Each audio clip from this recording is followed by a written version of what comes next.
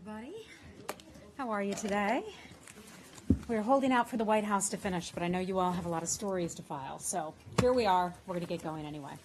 Let me start out by talking a little bit about Hurricane Irma, and we want to express and extend our condolences to all of those who have lost loved ones and to the communities who've been affected by Hurricane Irma. We'd like to thank our international partners in the region for working with us to deliver disaster assistance and humanitarian relief to those affected by the storm.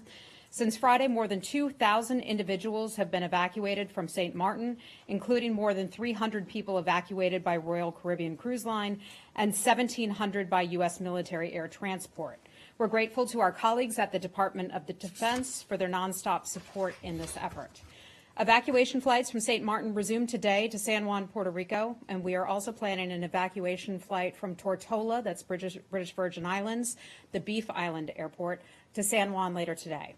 We've used email, phone calls, social media, radio announcements, and the Warden system to get the word out, and I'd like to thank all of you for helping us to get the word out. We've gotten the word out, you all have as well, to Americans who've been traveling overseas and have assisted them through that in helping to get transportation back here to the United States. So I just wanted to extend our thanks for that. Our embassies in the Bahamas, the Dominican Republic, Haiti, and Barbados, as well as the United States Consulate General in Curacao, are now open. Many staff from the posts are involved in Hurricane Irma relief efforts, so our routine consular services are limited at this time. The U.S. Embassy in Havana and the surrounding area suffered extensive flood damage. U.S. citizens in Cuba in need of assistance should contact our embassy by telephone. Our staff is providing emergency consular services to U.S. citizens. As we help U.S. citizens, USAID has teams on the ground in hard-hit areas of St. Martin, in Antigua, Barbuda, at the Bahamas, leading the United States disaster response efforts. Some of the areas have limited access to safe drinking water, and homes have been destroyed following the devastation of Hurricane Irma. The supplies USAID will provide will help prevent the spread of disease through hygiene kits and will provide shelter and blankets to the affected communities. In addition, one more point on Hurricane Irma I want to mention to you. Flights for Wednesday, September the 13th, out of St. Martin on the Dutch side I'm referring to, will be limited. We do not anticipate U.S. government flights after Wednesday. That is important to note. We don't anticipate any flights after Wednesday. Flights will be boarded on a first-come, first-served basis. U.S. citizens are advised to arrive at the airport as early as is safe to do so. We discourage U.S. citizens from traveling in the dark. Please do bring your passport and travel documents to the airport if you have them. U.S. citizens may still proceed to the airport for processing if you no longer have your documents. Thanks for listening to that, and thanks for helping us get out that information. With that, I'll take your questions. Where do you want to start today? Thanks. I got two brief housekeeping things. Okay. First is, maybe I missed it, and please forgive me if I did, but was there ever an official announcement of the 243D visa limits? Yes. There was? I believe so. Hold on one second. I have something for you. The reason I'm asking is because the embassies in Guinea and Eritrea put out announcements saying that they had halted issuing most non-immigrant visas as of tomorrow. Right. But the other two countries that had been talked about, Cambodia and Sierra Leone, had not made such announcements. So Yeah. Give me a second here because I do have some information on that, and it'll take me a sec to find it. All right. Well, it's not that huge, so Okay. I do want the answer, but you can do it at the very end. Wait, thank you. And then I was wondering if you had any readout of the Shannon Ryabkov meeting. I have a little bit of something for you on that. Of course, what Matt is referring to is our Undersecretary Tom Shannon is in Helsinki, Finland today, and that is where he is meeting with his counterpart, Mr. Ryabkov there. I have a somewhat limited readout of that meeting. This, of course, is a third meeting that they've had this year alone. They had one in April, they had one in July, and this is the most recent one since July. That program, or channel, if you will, was set up in order to address some of the, smaller issues so that rest of the department could focus, so the secretary could focus on some of the larger issues with his counterpart. Give me 1 second just to find what I have for you on this readout. Okay. The United States and Russian Federation held a meeting on strategic stability issues in Helsinki, Finland on September the 12th. That's today. The U.S. delegation was led by Undersecretary Thomas Shannon, Jr., and Russian delegation was led by Deputy Foreign Minister Sergei Ryabkov.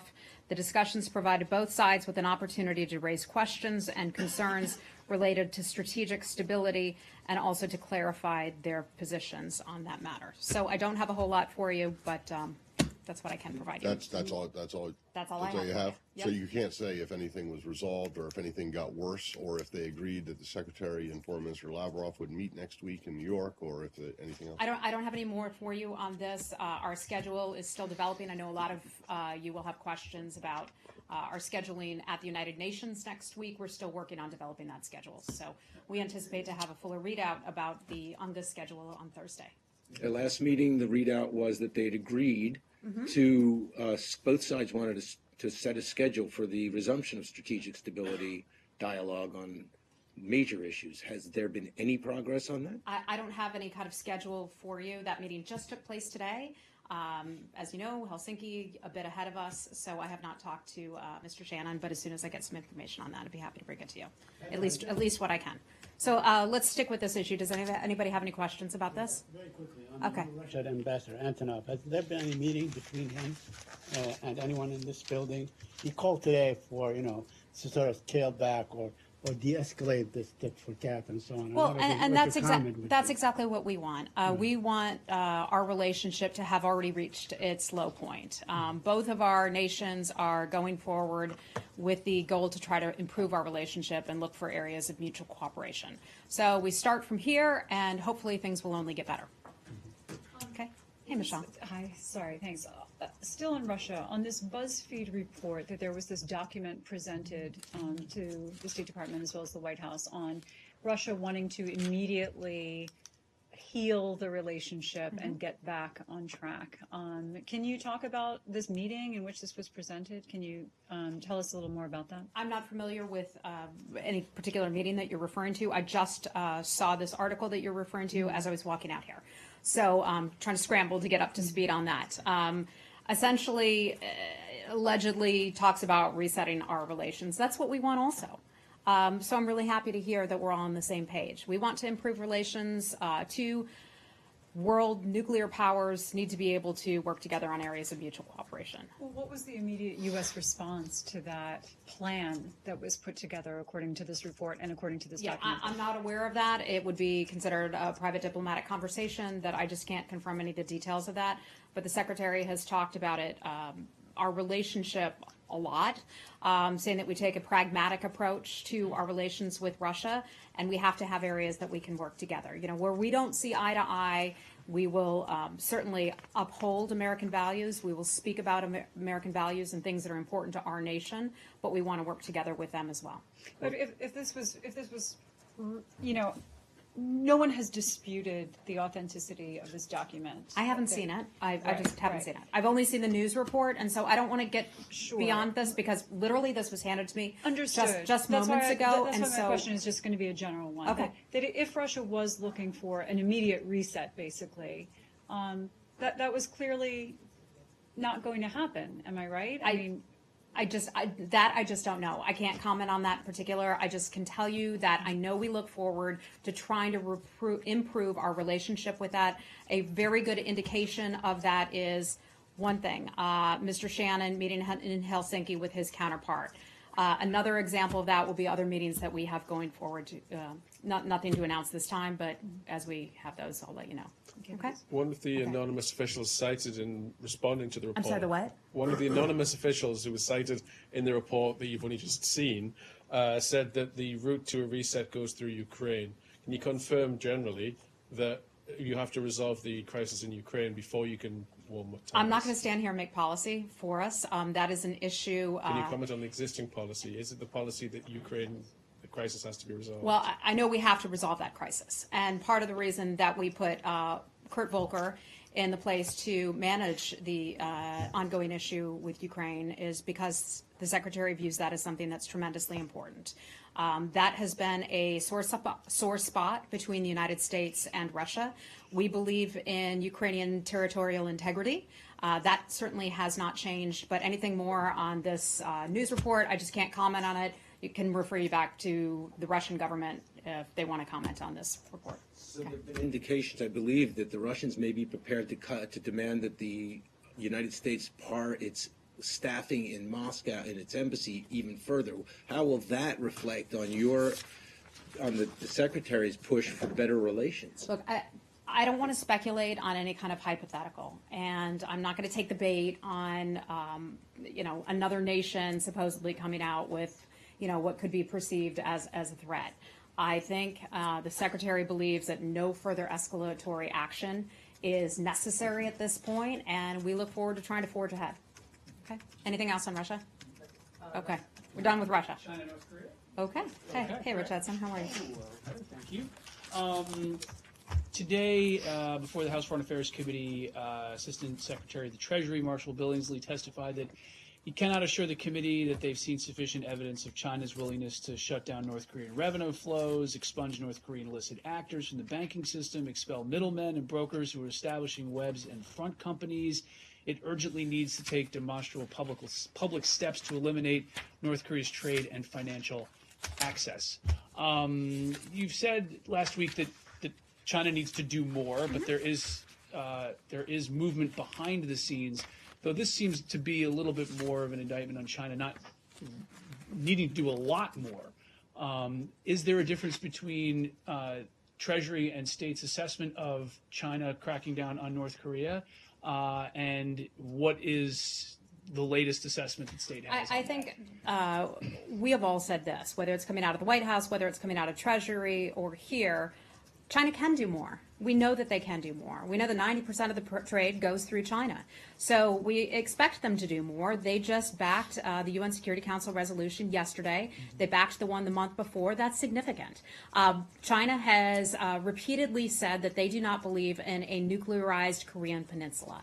They're working with us. We are working with them to try to get to that goal. Can China do more? Yes, of course. All nations can do more. The Secretary has a meeting with the State Counselor later this afternoon. I don't want to preview that meeting. I don't want to get ahead of those meetings that the Secretary will have. But when I have more for you, I'll certainly bring it to you. And in the sanctions that the Security Council cleared yesterday, is the administration satisfied with the outcome? There was the U.S. and its allies had pushed a stronger version, China and Russia. Russia is now saying that it got everything it wanted out of this. Yeah. So is the U.S. satisfied? Look, I think we're in a really good spot. We've had 2 unanimous votes on UN Security Council resolutions within a period of about a month. That shows that the world is acting together, and worried and tremendously concerned about the destabilizing activities of North Korea. I can't be any stronger on that than that. I mean, we are happy with that. We are pleased with that. Some people want to pick it apart and say, wow, you didn't get enough. This is significant. These are tremendously significant. You've also mentioned from here, though, that sanctions take a long time to have a real effect. These sanctions are clearly significant based on what everyone who spoke yesterday said. But does the world have time to wait for them to, if they're going to change North Korea's behavior? Yeah, I mean, look, this is a 3-pronged approach. We have Treasury Department, we have the Department of Defense, and we also have the State Department. So we're continuing to push forward with what we are doing with the diplomacy, and that's our piece of it. This is the strongest set of sanctions that have been passed by the UN Security Council on DPRK. The strongest set of sanctions. That's significant. There were times when we in the building last week were talking about, gosh, will China and will Russia vote for this? They in fact did.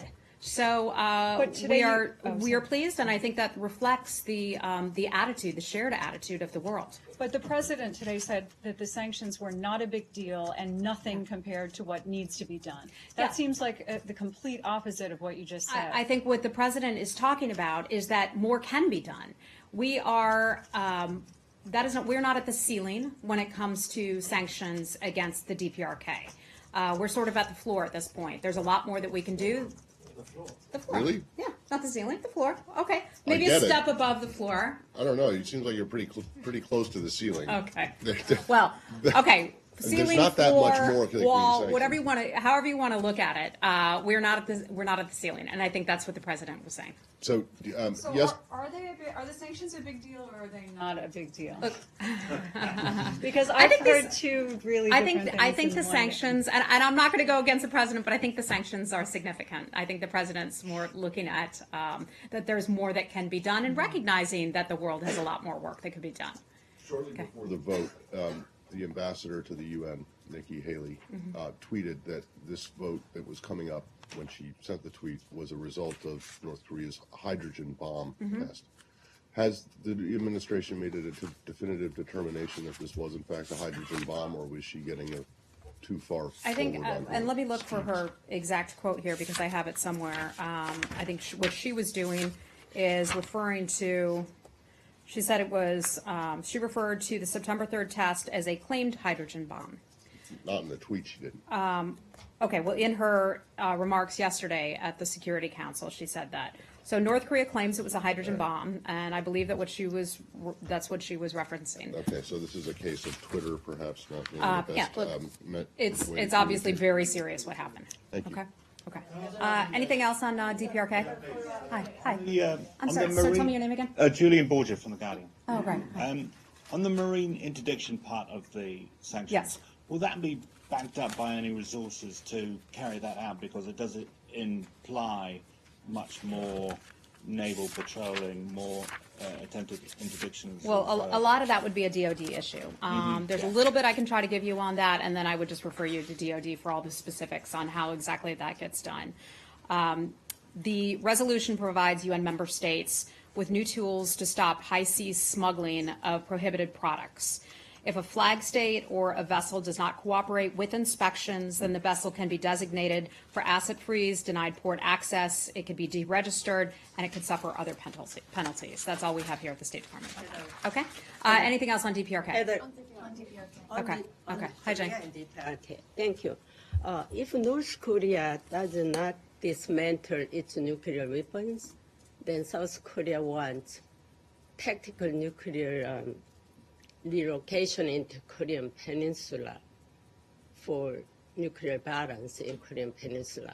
What is the U.S. position on this? Yeah, I've certainly seen those reports about that. I'm not going to comment or get ahead of any discussions that could be happening or may not be happening. I'm not aware of any conversations that are being had with the State Department on that matter.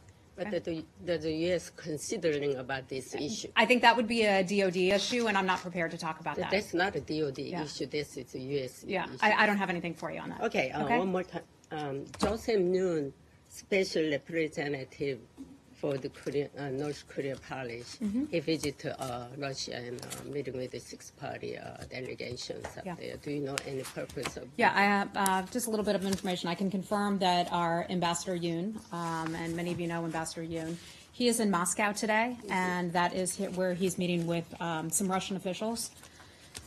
Among the topics that he's talking about, and this is, when you all ask me, is the world on the same page? Goodness, here's an area of mutual cooperation with Russia.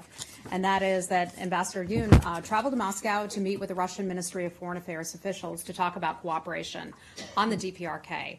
It's an example of our ongoing discussions with the international community to increase pressure on the DPRK. So we're pleased that he's there and that those conversations are ongoing. Because last week, the President Moon of South Korea, he visited Russia and he had a meeting with Putin. Putin doesn't want to help for these sanctions, UN sanctions regarding, pressure North Koreans. I would say this. Russia voted for the sanctions yesterday at the UN Security Council. this They is voted not- for the last round of sanctions. And I think those actions speak very loudly, and we look forward to Russia adhering to its commitments. But this Okay? is not strong enough, sanctions. Look, Fairly. we are taking steps. I think the world is happy and the world is pleased with what took place yesterday. The world is working together, working together to hold Kim Jong-un and his regime to account. Do you know if Ambassador Yoon made any stops before Moscow? I'm not aware of any. Switzerland, I'm perhaps? not aware of that. Okay. Anything else on Russia today? Okay. Hi. Korea can you respond to the Washington Post report this morning that Russia is actually not cooperating and has been undermining sanctions by increasing trade, smuggling with North Korea? Yeah, so I saw that report, and here's what I can say to that. Russia supported the UN Security Council resolutions yesterday. They support the overall goal of denuclearizing the Korean Peninsula. That has not changed. They supported the resolutions. They supported the resolutions a little over a month ago, so we anticipate and hope that they will follow through on their agreements. Do you have any evidence? Does the U.S. government? I don't have any information beyond that. That they are increasing trade even? I'm not aware of that, if that's the case. Okay? Anything else on Russia? Okay. Go right ahead. Yeah. I want to go to the Palestinian-Israeli issue very Okay. quickly. The president has issued a Oh, okay. Go ahead. Yeah, sure. Abby. Please, I'll wait. Yeah. Go ahead, Abby.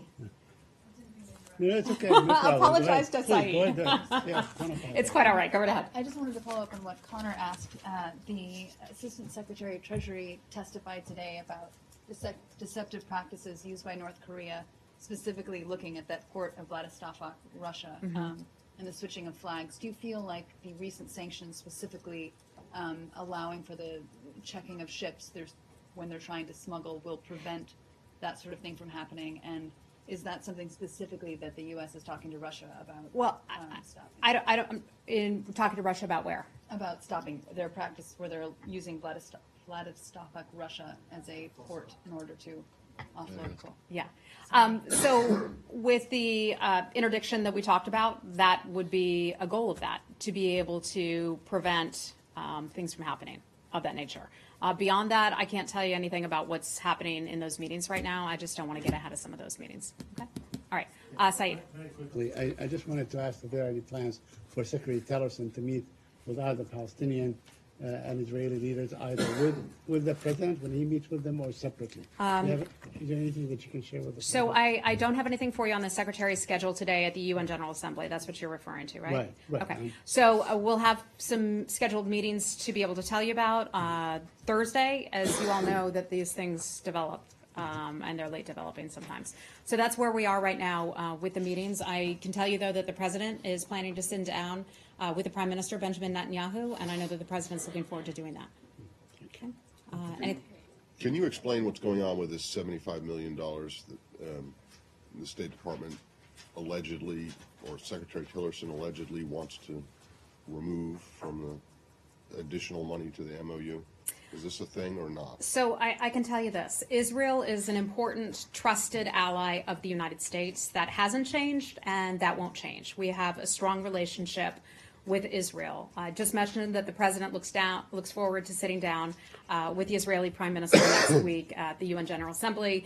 When I have the Secretary's schedule for you, I'd be happy to bring that to you. In terms of the memo of understanding, that's one of the things you're referring to. I know we support the memo of understanding.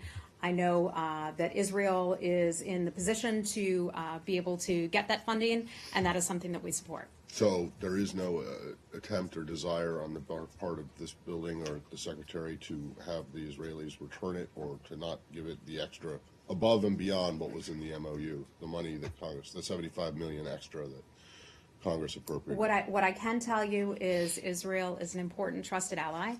I know that we support Israel strongly. The President obviously has a very strong relationship with the nation of Israel, and that certainly won't change. And I know the President's looking forward to seeing it. Yeah, but that doesn't answer the question about the $75 million. Yeah. Well, they're going to get the money. They are. They're going to get the money. This Yeah. is not an issue then. Okay. Just a quick Yes. follow-up. Today, Prime Minister Netanyahu spoke to a conference via video Okay. in a settlement in Israel. It's a conference of a political party that is calling for removal of the Palestinians. And he, in fact, said to them that they came to this land when it was barren, and they have the right to settle everywhere.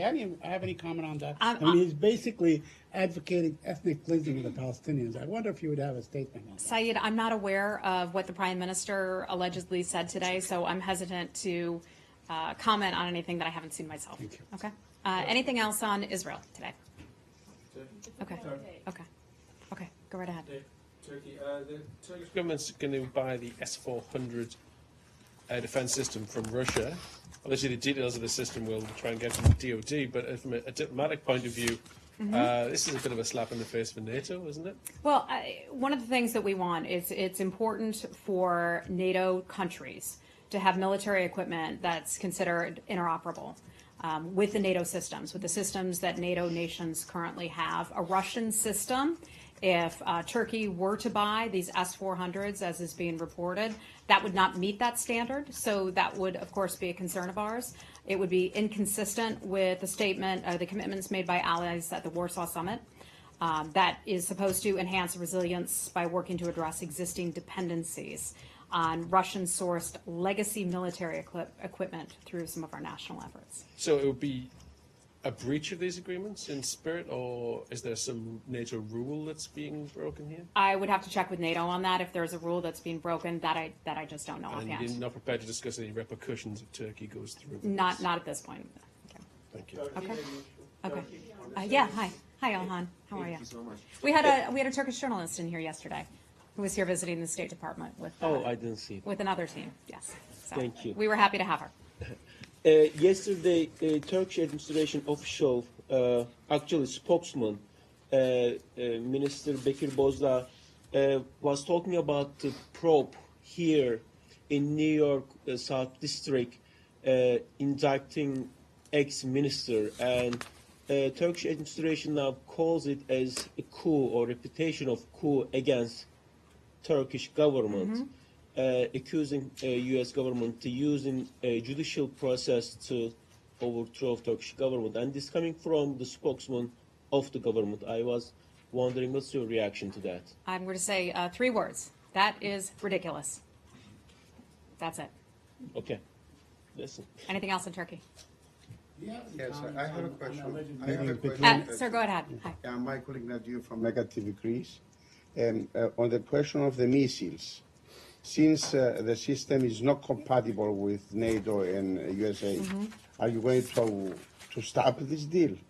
Are you going to ask the Turks not to go ahead and buy the S-400 anti-aircraft missile system? I'm not aware of any conversations we're having about that, but if I learn anything about it, I can certainly try to let you know. But you are against this sale, Look, correct? we want, and under the Warsaw Agreement, these pieces of equipment are supposed to be interoperable with NATO nations, and this would not be interoperable, so that's a concern of ours. Okay. Anything else on Turkey today? Okay, let's move on then. Oh, I thought we were done with Irma. Okay, go right ahead. Very 2 quick questions about Hurricane Irma. In the past few days, we can see the Hurricane Irma has caused widespread destruction across the Caribbean, and some American citizens were stranded there. So how do you make sure these American people can evacuate in a very short time? Because according to the CBS News, some current State Department employees say the lack of leadership is one reason that direction has been so slow. You know what, that narrative, and no offense to our friend here in the audience, that narrative, as far as I could know, as far as I could see, was reported by one news outlet. One news outlet with unnamed former administration officials wrote a story claiming that the State Department wasn't doing enough and the State Department was too slow to act. What I can tell you is about 2,000 people have been evacuated from St. Martin. And we did that in a quick period of time as a storm was bearing down on us and another storm was immediately running behind. Our staff, backed by the Department of Defense, went through incredible efforts to help people get home, to help evacuate people, and they're still engaged in doing that. We have a task force that started more than a week ago, a week ago Friday, so it would now be about 10 days ago, that has been planning for this. How would we respond to this as a U.S. government? We have not only been evacuating people, but also providing supplies, clean water, assistance. We have our disaster recovery assistance teams, our DART teams from USAID, who flew there to many of these countries before the storm even hit, just so they could be prepared to help out. Not just helping with American citizens, but helping with those countries. The United States is the most generous nation around the globe. We continue to do that. We've been on top of this. I spent time yesterday thanking the folks at our task force. We had about 80 people working on this task force at various periods of time, and this is the Irma task force that was run out of our operations center upstairs. And if you go up there and you see it, we've got maps all over the place. You have people on the phone talking to Americans here at home who are reporting, my cousin Billy was last seen at this hotel on St. Martin. Can you help put us in touch? And our folks were involved in doing that. So Herculean efforts on the part of our staff.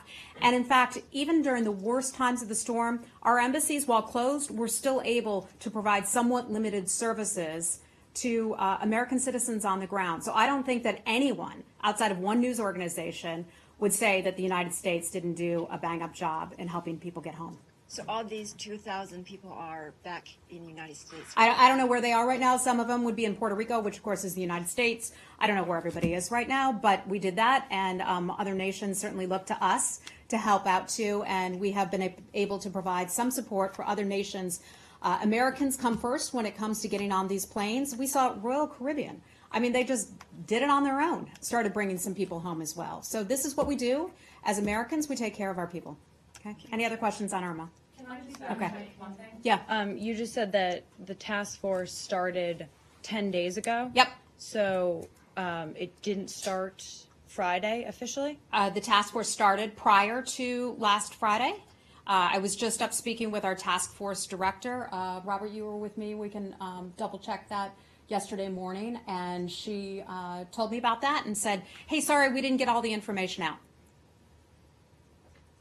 Does that help? Does that answer your question? Kind of, but I mean, multiple sources at the State Department said that it started last Friday. Look, the task force was meeting. They were having conversations. So they officially started 10 days ago. That is what I was told yesterday, that it started then, and that they were meeting, having conversations. I mean, were there a bunch of people hovering around in a building when there was no storm? No, of course not. But were they having meetings and planning for a hurricane that was on its way? Prior to last Friday, absolutely. I was on the phone days and days ago before the hurricane hit, talking to folks internally here about what was going on. Okay? Okay, yeah. I just want, there are a couple of deadlines that are fast approaching on Iran, Okay. on the nuclear deal. First, the sanctions waiver needs to be extended or eliminated this week, and then in October there's another decision about certification of the deal. And I am curious, the last administration, when it presented the deal to Congress, it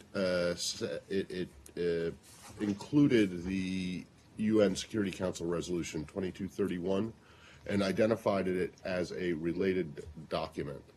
And there is an argument that is being made now that because the previous administration, which negotiated the deal, linked the two, in other words, the JCPOA and the UN Security Council resolution, the administration could find Iran to be not in compliance with the JCPOA if it is violating the UN Security Council resolution. Is that this administration's position? Is that an argument that I'm not the aware administration of is sympathetic to? I'm not aware of the linkage of that, so I'm going to hesitate to speak to that because I'm not aware of it. What I can tell you, we're continuing to conduct a full review of our Iran policy. That has certainly not changed. I know a lot of you are very interested in what's going on and what's going to come out of that. During the course of the review, and I'll say this again, that we will continue to hold Iran accountable for its malign activities. We all know some of the nefarious activities that Iran is involved with in many parts of the world, destabilizing activities, and that unfortunately has not changed, but we will continue to try to counter that. We will continue to look to the IAEA to conduct inspections, to continue to monitor and verify all of Iran's nuclear commitments to make sure that they are adhering to those nuclear commitments. We also note Iran's continued activities. We believe that Iran is not in compliance with the spirit of the JCPOA because the JCPOA's agreement calls for regional and international peace and security. We don't believe that Iran is in compliance with that. We certainly believe that they are in default of the spirit. We've discussed that before. The review is, though, however, still underway, so I don't want to get ahead of what the review might hold. And then I will be quiet after this, but Yeah. just before you call it a day, the answer to the 2243D visas. Are you running? Are you running off? No. Okay. But I'm Okay. just gonna, Okay, okay. Do you want to go over it now? other people can go Okay. first. Real quick on Iran. Really quick on Iran. Hold on. Just that the IAEA found yesterday that Iran is implementing its nuclear commitments. The administration confident in that assessment? So it's a report that is still confidential at this point. So I'm not going to comment on a report that's still confidential at this point. We typically don't discuss the details of something before it is officially released, so I'm going to adhere to that policy. I can say we appreciate the efforts of the IAEA as they work to verify and monitor Iran's implementation of the JCPOA. We remain fully committed, and this has not changed, to ensuring that Iran could not obtain a nuclear weapon. I want to be firm on that one. We continue to review and to monitor Iran's implementation of the JCPOA in order to ensure that Iran continues to strictly meet all of its commitments. And the U.S. has confidence in the IAEA? They have done a good job of doing its work. We thank them for that. As you know, we've had visits with them, as has Mr. Shannon, over at the IAEA to have conversations about this, and so we stand by their work this time. Mr. Amano said that I'm sorry, who? Iran was the head of the IAEA. Uh-huh. He said that Iran was playing by the rules. So if they come and say Iran is playing by the rules, will you still say that they are not complying? Look, I think I was clear that the understand the administration believes that Iran is not in compliance with the spirit of the law. Right. The Iran review is still ongoing. We will continue to follow the letter of the law, but we believe that Iran is in violation of the spirit of the law. And I'm not going to get ahead of what that review will contain, and I'm not going to forecast it either. So there's been suggestion that there's going to be some sort of a new deal or a new negotiation of this deal, as I'm was just not, suggested by. Saeed, I'm just not going to Okay, speculate. thanks. Okay, let's move on. Yeah, a lot of questions today. I have a lot. You certainly do. Hey, Gardner, how you doing? There was unusually fierce criticism of the Secretary and the administration of this department in the last several days on Capitol Hill, bipartisan criticism in both your Appropriations Committee and your Authorizing Committee. In the appropriations, they obviously largely rejected your proposed budget. Senator Lindsey Graham talked about not needing to stay on the battlefield during very tough times. In your nominating hearing today, there was a chorus of senators criticizing this department for instance, not sharing anything about the ongoing efforts for reorganization. I'm just wondering if you can answer some of those criticisms, but also help us understand why it is that there is so much concern on Capitol Hill about the management of this department right now. Well, I think a couple things. One, what we are looking at is the appropriations process. And this is exactly how the appropriations process works. We look forward to working with Congress. Congress may choose to give us more money, but we work with the budget that we're given. I remember Secretary Rumsfeld once years ago saying, you go to war with the army you have, right? We work with what we're given. Our people are no less dedicated as a result of the budget that we are anticipating. We are still working full force, full steam ahead, and that has not changed one bit.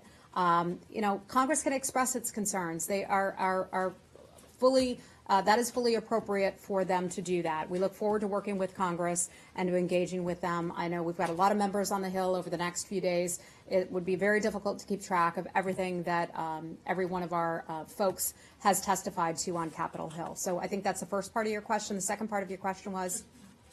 I mean, it seems that there is an unusual amount of criticism from both Democrats and Republicans about the way this administration is administering the State Department. Do you agree with that assessment? And if so, why do you think that might be?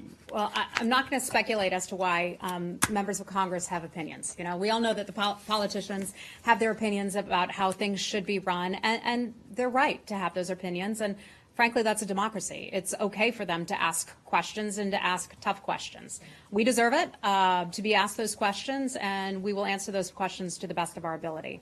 In terms of the overall redesign, this week we provided some information to the Office of Management and Budget. As you all know, when we put together, when Secretary Tillerson spearheaded the redesign, it had a few phases to it, 3 phases in fact, 1, 2, and 3. We're now through phase 2. We are at the point where we are sending information up to the OMB, I believe it's sometime today, where we're giving them some of our information, and then OMB will take a look at that, and then we'll end up going from there. When we look at the redesign, this is really a very unique program, and I know a lot of people like to try to make fun of the redesign, but look, one of the things that's incredibly unique about it is that employees were asked what they want, how they want to see the State Department redefined for the future. And I've worked in the private sector. I've only worked in government for a few months, but I can tell you no private sector company that I work for ever asked my opinion about what the future of that company should look like. And so that's pretty incredible that the State Department did that from the top levels down to the newbies starting here. Ask them to weigh in, not only in the listening tour, but in the survey. And then we have these working groups that were broken out with people from each of the departments and bureaus who could help provide their advice and suggestions about best practices going forward. So as we get more information on what the redesign holds, I'd be happy to bring that to you, but OMB is getting something, I believe it's today. Will you make that report that went to the OMB today public? I'm not sure. I'm not sure if that'll be public at this point. I'm not sure if that's something that OMB, if that's in the agreement. I'm just not aware of that. Okay. When you say information, what kind of information did you send them? We sent them a letter, I think, along with our report, whatever it was that was required under the budget and the redesign, right? You have to Looking share over. that with Congress by the 15th. Yeah, that's Yeah. Friday's the deadline. Yeah. Right. So we give it to OMB first, and my understanding is that they preview it, and then Congress gets it. By Friday. I believe so. Yeah, we're on track. We're on track. Okay. All right, guys, we gotta wrap it up. Let me give you one last question. Yeah, I wanted to bring you back to the JCPOA. By the way, our new guy from Reuters. That's right. Welcome. But not so new. Well, an old guy, but An he's old new to guy us, who's right? new, right? Did you just remind? Did you just say that the administration has no position yet on the report, the latest IAEA report? Because there was a statement made by the U.S. rep to the IAEA today, welcoming that report and praising the IAEA for its work on the JCPOA. I'm not aware of that. Okay. All right, guys, gotta leave. Oh, your last one. Visa. Hold on. This was so suspenseful.